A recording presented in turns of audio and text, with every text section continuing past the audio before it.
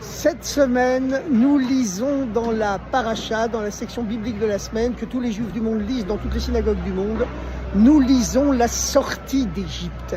Et vous savez que l'Égypte, c'est un principe spirituel éternel, parce que le mot Égypte en hébreu, c'est un mot à double sens, qui signifie à la fois barrière, limite. Nous avons tous une Égypte à l'intérieur de nous, une espèce de camp de concentration intérieure qui nous empêche de nous libérer, d'être vraiment libres, de pouvoir communiquer librement avec le bon Dieu.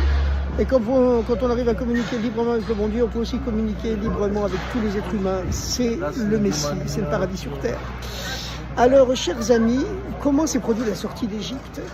Eh bien, Moïse, d'abord, il expliquait des grands concepts philosophiques au pharaon. Il lui expliquait que, d'après les règles universelles de la liberté, il faut libérer les esclaves. C'est la première libération politique de l'histoire de l'humanité. Cet exode hors d'Égypte, les Hébreux étaient esclaves en Égypte. Et donc, vous savez d'ailleurs que plus tard, les révolutions anglaises, américaines, eh bien, elles se sont basées sur le principe de la sortie d'Égypte. Pour les colons américains, le roi d'Angleterre, contre lequel ils s'étaient révoltés, c'était le méchant pharaon. Et l'océan Atlantique, c'était leur mer Rouge que Moïse avait ouvert pour accéder à la liberté. Mais plus profondément, pourquoi Moïse a-t-il averti le pharaon que la 10e plaie, la mort des premiers-nés, qui finalement a fait céder le pharaon, parce que les 9 premières, il n'avait pas craqué, il continuait à s'obstiner. Pourquoi est-ce que Moïse a prévenu le pharaon que la mort des premiers-nés viendrait à minuit précisément ? Jusque-là, à chaque fois que Moïse a annoncé au pharaon qu'une plaie allait venir sur l'Égypte, vous savez qu'en tout il y a eu 10 plaies, 10 plaies qui correspondent aux 10 paroles par lesquelles Dieu a créé le monde, et aux 10 commandements qui se sont insérés à l'intérieur de ces 10 paroles, parce que les 10 paroles n'ont créé qu'un univers matériel soumis à des règles très précises, les lois de la gravitation, de la pesanteur, de la relativité, etc.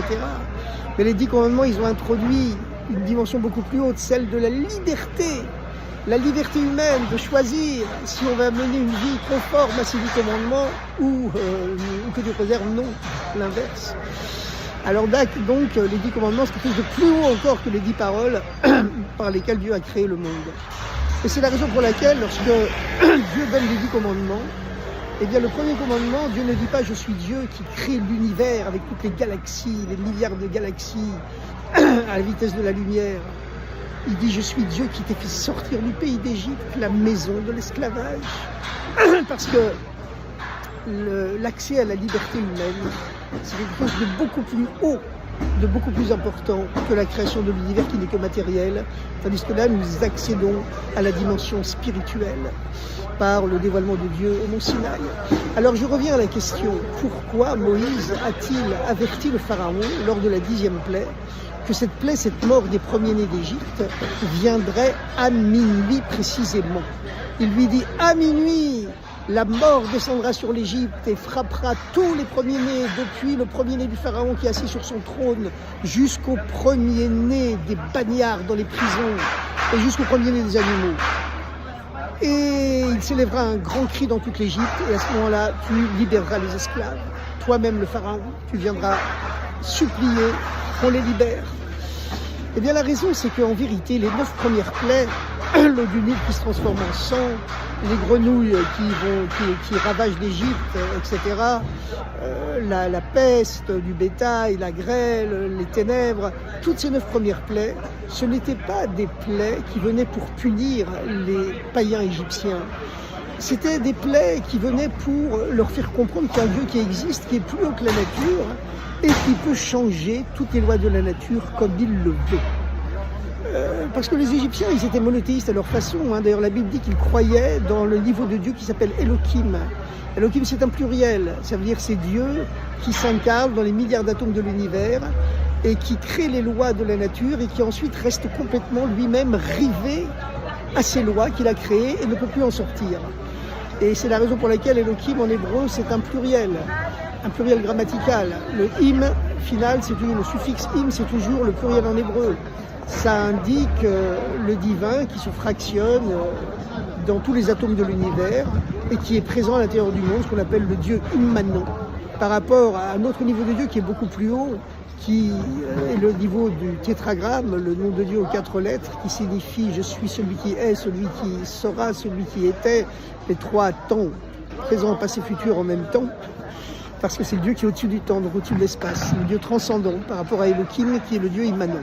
Alors le pharaon, lui, croyait dans Elohim, mais Elohim, il est rivé aux lois éternelles. Donc les lois éternelles veulent qu'il y ait des hommes libres et des esclaves, donc hors de question de les libérer.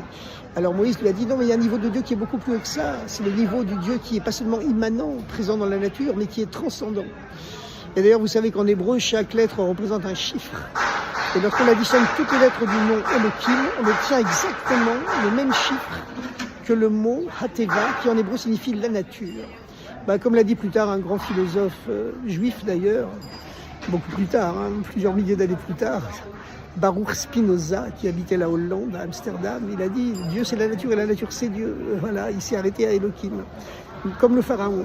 Mais Moïse, lui, il visait un niveau plus haut, donc il a expliqué au pharaon qu'il y a un Dieu qui existe, qui est plus haut que Elohim, c'est le même Dieu, mais c'est un niveau plus haut, parce que Dieu, comme il est infini, on peut toujours s'élever dans la compréhension du divin.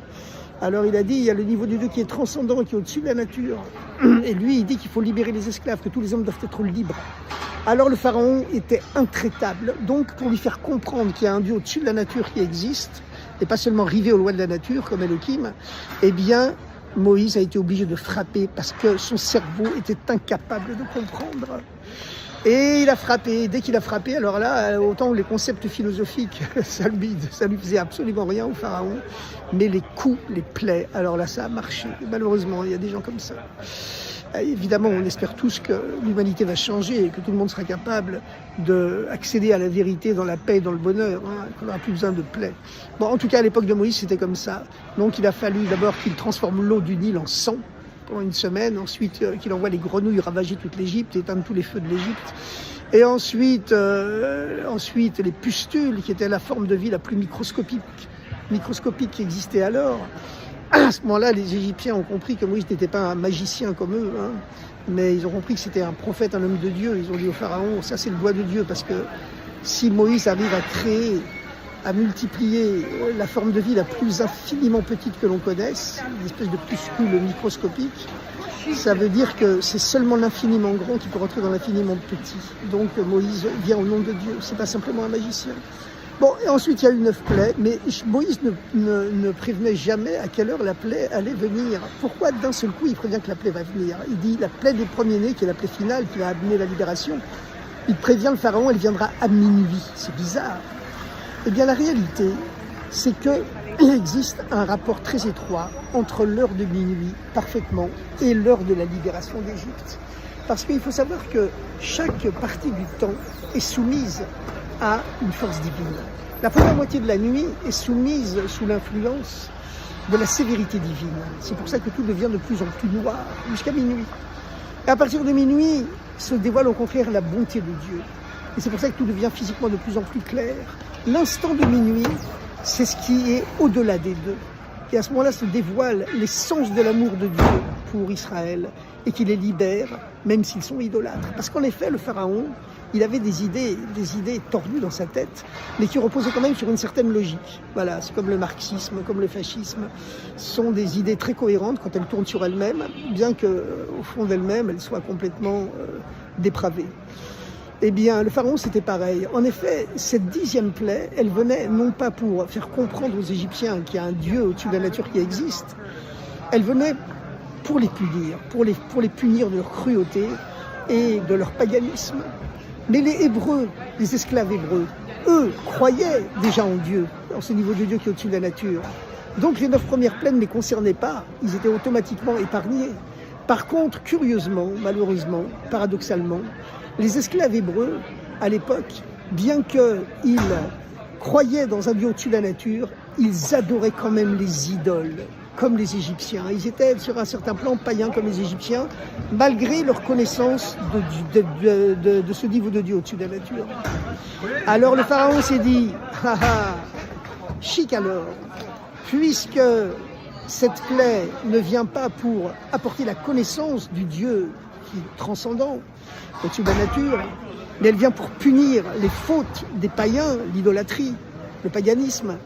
Eh bien, comme les Hébreux, bien qu'ils croient en leur Dieu au-dessus de la nature, ils adorent aussi les idoles, ils sont aussi païens à leur façon, ils seront punis comme nous, donc il n'y a pas de problème. Mais en vérité, Moïse lui a dit ce que tu dis, Pharaon, c'est vrai, si tu restes seulement dans le niveau de la justice divine, c'est-à-dire les deux forces qui donnent la vie à la nuit et au jour. La première partie de la nuit qui est soumise à la sévérité divine et la deuxième partie qui est soumise à la bonté divine. Et dans ce cas-là, la loi de la justice règne et Dieu ne règne que par la justice. Ceux qui ont fait le bien reçoivent des bénédictions et ceux qui ont fait le mal, le paganisme par exemple, reçoivent la punition. Mais là, la plaie ne vient pas par cet ordre de la justice divine qui régit normalement tous les rapports entre Dieu et l'homme. Elle ne vient pas de l'équilibre, de la balance entre la bonté et la sévérité, la notion de justice, les deux plateaux de la balance. Elle vient à minuit, ça veut dire par le niveau de Dieu qui est complètement au-delà des notions de justice, de sévérité et de bonté. Elle vient du niveau de l'essence de Dieu qui est au-delà de toute logique et qui va sauver le peuple juif même s'il ne le mérite pas, même s'il est païen comme les Égyptiens. Mais malgré tout, tout n'est pas gratuit. Il a fallu aussi, pour dévoiler cet amour de Dieu pour Israël qui est au-delà de toute logique, il a fallu aussi un don d'eux-mêmes des esclaves hébreux qui étaient aussi au-delà de toute limite. Et ce don d'eux-mêmes que Dieu a exigé d'eux, c'était de garder le Dieu de l'Égypte qui à l'époque était le Dieu bélier. C'était la constellation du bélier qui brillait dans le ciel à ce moment-là, et toute l'Égypte se prosternait devant le Dieu bélier, et même devant le jeune bélier, l'agneau, qui représente la force originaire du bélier, qui est le premier de tous les 12 signes astrologiques dans lesquels croyaient les Égyptiens. Et pendant 4 jours, qui correspondent aux 4 lettres du nom de Dieu, les esclaves hébreux ont gardé, enfermé chez eux, le Dieu de l'Égypte, l'agneau, et les Égyptiens qui étaient leurs maîtres entraient dans les maisons et leur disaient: qu'est-ce que vous faites avec notre Dieu enchaîné au pied de votre lit? Vous allez vous convertir à votre idolâtrie, enfin, officiellement? Et les esclaves hébreux, courageusement, témérairement, leur répondaient: au contraire, nous allons le sacrifier pour le vrai Dieu transcendant au-dessus de la nature, aux 4 lettres.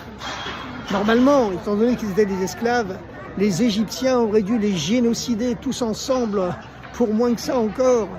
En agissant ainsi, en annonçant qu'ils allaient sacrifier aux Égyptiens leur Dieu, le Dieu de l'Égypte, les Hébreux sacrifiaient leur vie et ils risquaient tous de mourir, et Dieu les a protégés.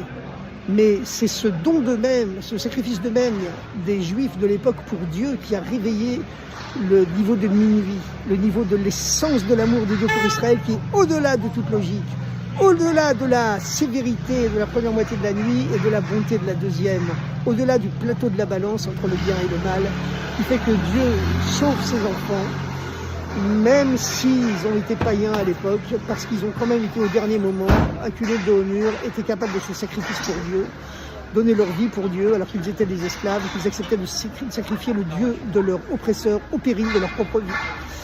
Et c'est la raison pour laquelle ils ont dû mêler à ce sang de l'agneau pascal, le Dieu de l'Égypte, qu'ils ont ensuite affiché sur les linteaux de leur porte. Ils ont dû aussi mêler le sang de leur propre circoncision, parce que la circoncision, c'est le niveau le plus haut qui se dévoile dans la partie la plus basse du corps. C'est aussi le don de la circoncision exprime un don de Dieu au-delà de toute logique. C'est pour ça qu'on a fait le 8e jour. Comme vous savez, le cycle logique du temps est régi par le chiffre 7, mais le chiffre 8, c'est le Dieu 1 qui rentre dans le cycle logique du temps, symbolisé par le chiffre 7, et qui transcende, le transforme en 8, qui exprime un niveau de Dieu et de l'homme qui est au-delà de toute logique. C'est pour ça qu'on fait la circoncision le 8e jour. Alors, ce don de même des Hébreux, au-delà de toute logique, a réveillé l'essence de l'amour de Dieu pour Israël, qui est le niveau de minuit. Voilà, le niveau où se dévoile l'essence de l'amour de Dieu pour Israël, qui est au-delà de toute notion, de tout rapport de bonté, de sévérité, de justice habituelle. Et il faut savoir qu'à notre époque c'est pareil, hein, le bon Dieu il exige de nous quelquefois un don de nous-mêmes au-delà de toute logique, pour nous donner cette bénédiction suprême qui attend toute l'humanité d'ailleurs, et pas du tout seulement les Juifs, mais toute l'humanité, qui est la venue du Messie. On le dévoile à l'intérieur de nous d'abord, par plus de bonté, plus de gentillesse, et ensuite Ce Messie se dévoile dans le monde entier en chair et en os sur un homme qui sera le Messie et ramène tous les Juifs du monde en Israël, apporte la paix universelle, le dévoilement de Dieu dans la matière, dans le monde matériel. Et bien voilà, une belle perspective, les amis. Bonne semaine et bon mois, puisqu'on est aujourd'hui le mois, on commence le 11e mois de l'année, le mois de Shvat. Shvat signifie également le sceptre en hébreu, c'est le sceptre royal du Messie, que Dieu va dévoiler très bientôt.